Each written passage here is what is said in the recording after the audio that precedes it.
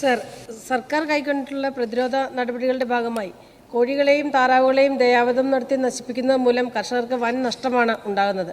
ഈ നഷ്ടം പരിഹരിക്കുന്നതിന് സമയബന്ധിതമായി നടപടികൾ കൈക്കൊള്ളുന്നു. സർ, തീർച്ചയായിട്ടും ഒരു വലിയ നഷ്ടം തന്നെയാണ് ഉണ്ടാകുന്നത്. കേന്ദ്ര സർക്കാരിൻ്റെ ഒരു നിശ്ചയിച്ചിട്ടുള്ള അനുവാദമുണ്ട് ഈ കാര്യത്തിൽ നഷ്ടപരിഹാരം നൽകുന്ന കാര്യത്തിനകത്ത്. 50-50 പറയുന്നതല്ല. മൊത്തത്തിൽ നഷ്ടപരിഹാരം നിശ്ചയിക്കുന്നത് ഇപ്പോൾ കോഴിക്കുഞ്ഞിന് 20 രൂപയാണ്. 10 രൂപ കേന്ദ്രം തരും, 10 രൂപ സംസ്ഥാനം കൊടുക്കണമെന്നാണ് പറയുന്നത്. മുട്ടക്കോഴിക്ക് 90 രൂപയാണ് കേന്ദ്രം നിശ്ചയിച്ചിരിക്കുന്നത്. അപ്പം 50-50 45 ഇങ്ങനെയാണ് ഓരോന്നും. പക്ഷേ കേരളം വിതരണം ചെയ്യുന്നത് അങ്ങനെയല്ല. കേരളം കോഴിക്കുഞ്ഞിന് കൊടുക്കുന്നത് 100 രൂപയാണ്. കേന്ദ്രം 10 രൂപ തരുമ്പോൾ നമ്മൾ 10 രൂപ ഇട്ടാൽ മതി. പക്ഷേ എന്നാൽ കേരളം 90 രൂപ കൂടി ഇട്ടിട്ട് നമ്മൾ 100 രൂപയും. മുട്ടക്കോഴിക്ക് 200 രൂപയാണ് കൊടുക്കുന്നത്. അത് 45 രൂപ മാത്രമാണ് കേന്ദ്രം തരുന്നത്. ഇറച്ചിക്കോഴിക്ക് 100 രൂപ, കേന്ദ്രം 35 രൂപയാണ് തരുന്നത്.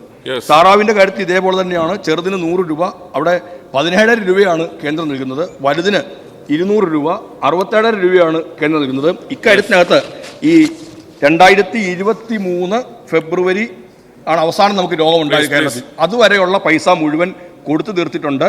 2016 മുതലുള്ള നഷ്ടപരിഹാര തുക മൃഗസംരക്ഷണ വകുപ്പിൻ്റെ ജന്തുരോഗ നിയന്ത്രണ പദ്ധതിയുടെ കോർപ്പസ് ഫണ്ടിൽ നിന്നും സംസ്ഥാന സർക്കാരാണ് മുൻകൂറായി നൽകിയിരിക്കുന്നത്. ഏകദേശം 7.1 കോടി രൂപ കേന്ദ്ര സർക്കാരിൽ നമുക്ക് ലഭിക്കാനുണ്ടായിരുന്നതിൽ 1.1 കോടി 80 ലക്ഷം മാത്രമേ ലഭിച്ചിട്ടുള്ളൂ. ഇനിയും 5 കോടി 30 ലക്ഷം കിട്ടാനുണ്ട് നമ്മൾ ചെലവഴിച്ചതിൻ്റെ. എങ്കിലും സംസ്ഥാനം തന്നെ മുൻകൈ എടുത്തുകൊണ്ട് ഇതുവരെയുള്ള 2023 വരെ വന്നിട്ടുള്ള ഇതിൻ്റെ പൈസ കൊടുത്തിട്ടുണ്ട്. ഇപ്പോൾ ഉണ്ടായതിൻ്റെ മാത്രമുള്ളത് അത് വേഗത്തിൽ കൊടുക്കുന്നതിനുള്ള നടപടി സ്വീകരിക്കുന്നതായിരിക്കും.